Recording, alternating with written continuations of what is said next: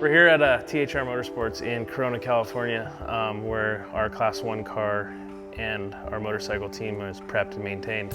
A lot of people want to know what THR Motorsports is. What it is Team Hoosier Racing. We have our CNC company, Hoosier, just around the corner from us, and we have 70 CNC machines, I believe, and 160 employees, 250,000 square foot buildings.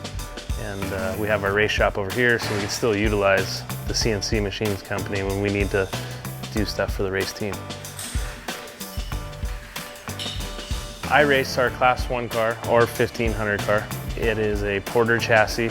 It's powered with a Croyer 400 cubic inch, 600 horsepower motor, King shocks, Porton 5-speed transmission.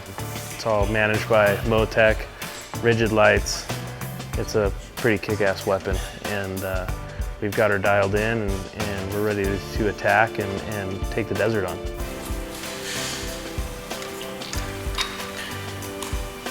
For me, racing Class 1, for one, there just seems to regularly be more competitors.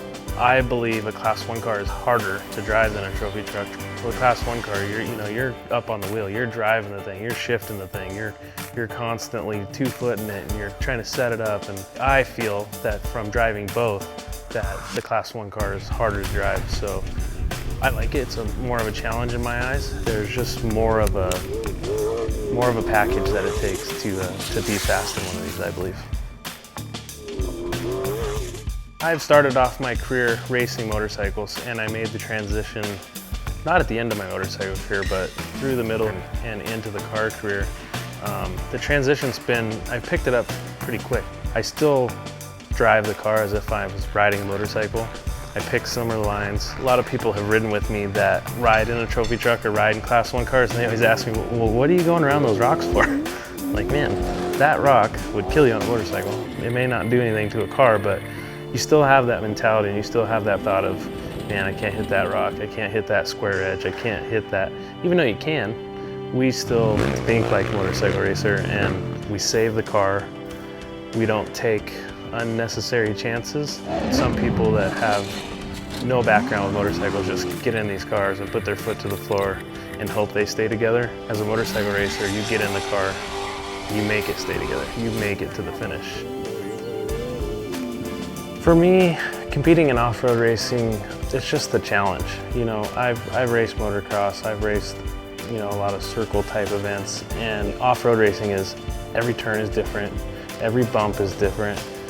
You're racing from daytime through the nighttime, back into the daytime, and just the change in weather, terrain. The competitors are never doing the same thing, so you're always experiencing something new. So for me, it's just strictly the challenge and not knowing what is going to be around the next corner, over the next blind rise.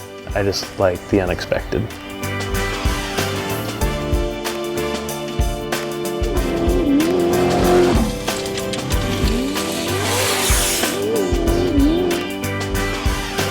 The reason why the Mint 400 is so special for me is simply because it has a name as good, or if not better, than the Baja 1000 or Paris to Dakar.